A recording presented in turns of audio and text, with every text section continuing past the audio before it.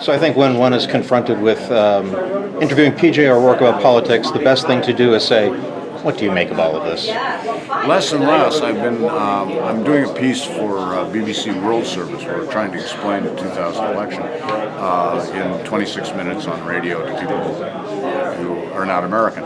To do a mission, obviously, but so anyway, I have been really on the road with all these candidates for the past week, and each of them seems to just sort of suck information out of the room. I mean, I emerge from each candidate event knowing less than I went in. I don't know what to make of this.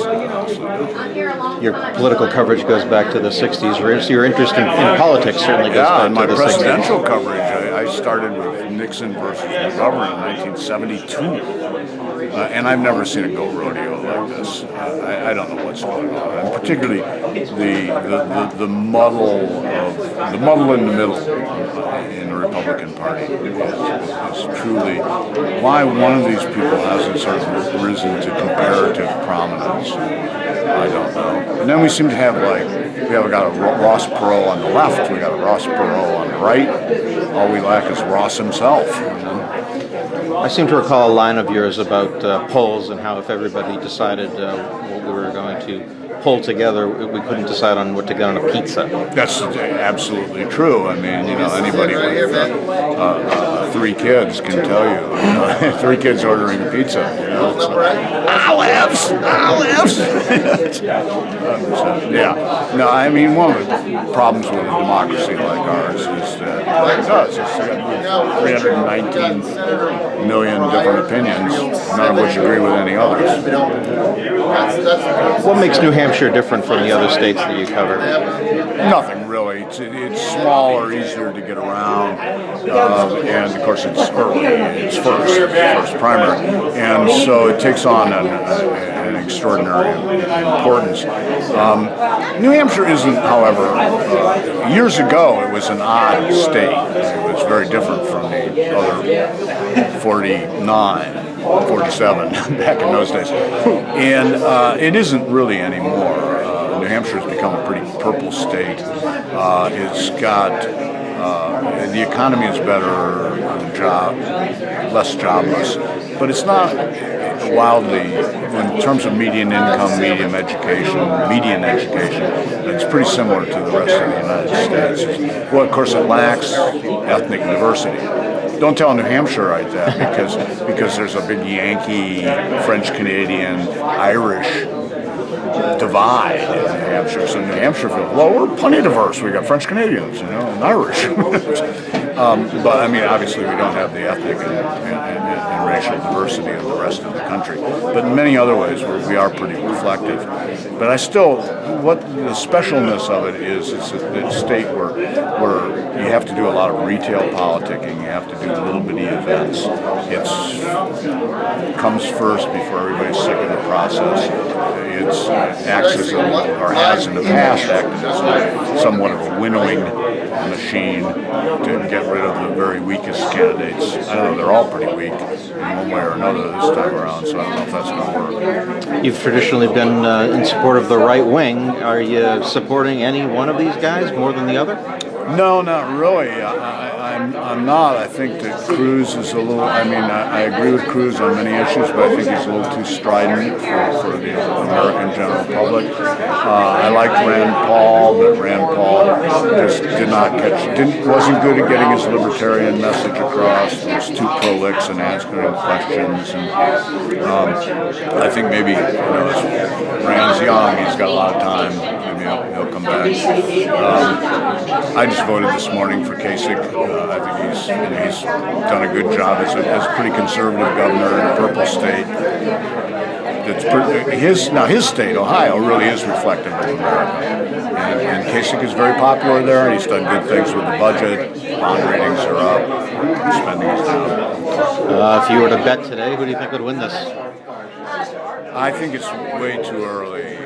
I think we're still in the sort of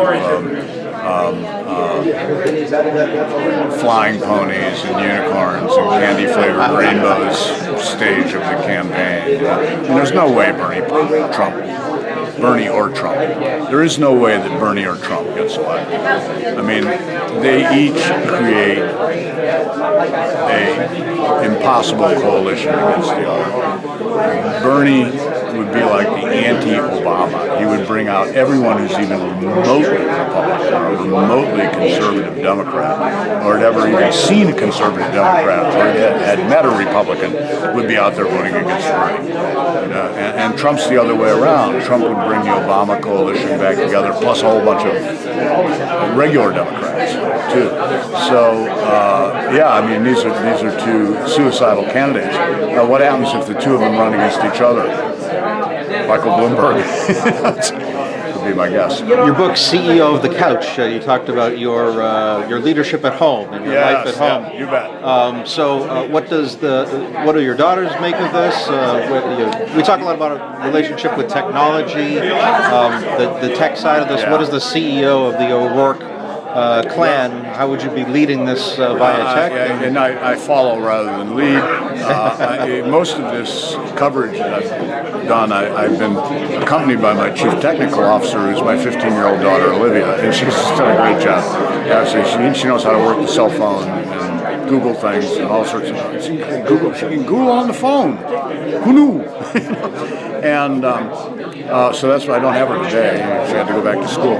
But so my 18-year-old daughter, this will be her first experience with voting. She's agonizing about this. She's fiscal conservative. On the other hand, she's very strong on women's issues. She's not finding anybody out there that suits her. My 15-year-old daughter, she hopes someday, I think, maybe to be doing what we're doing. As I explained to her, it's the most horrible thing in the world except for work. And she agrees. She likes this. But she's taking, the real media, the approach we're all supposed to take. Dad, I'm just watching these people. You were liberal in your youth. You became more conservative as you got older. Yeah. That's kind of the traditional path that, Yeah. all the sayings about that go. Yeah. Do you see that in your kids, or have they been influenced by you? I think they've been influenced by probably more my wife than me, but I mean, they've been brought up in a fiscally conservative, socially liberal household. I mean, really tolerant. I hope we haven't shown any evidence of prejudice to them, and so on and so forth. On the other hand, we're small government people, small government libertarian people. They've been brought up around. They all know how to shoot. And, they've been brought up with that stuff. Yeah, we shall see. Who knows? I mean, they're their own little people. The strongest argument for God, as far as I'm concerned, is when you have kids, you realize they each have a little soul, and no matter what you say or what you do, and they're not all alike. The same two people produced them, and they're like wildly different from each other, and they're wildly different from you. They each have their own little soul. Have they read Republican Party Animal? I don't think. I think I was talking to a friend of mine, and I said, when my kids were younger and his kids were teens, I said, "What are you telling your kids about drugs?" He said, "I told them, never ever touch drugs." He said, "Dad never did drugs." I said, "Wait a minute, you've written about doing drugs." He said, "The only people you can trust not to read something you write are your children. They're not interested." So you have a new book out now. I had a collection, an anthology, Thrown Under the Omnibus, which is collect stuff that I've done. From back in the time when I was at the National Lampoon in the 1970s until the present. PJ O'Rourke, thank you very much. You're very welcome.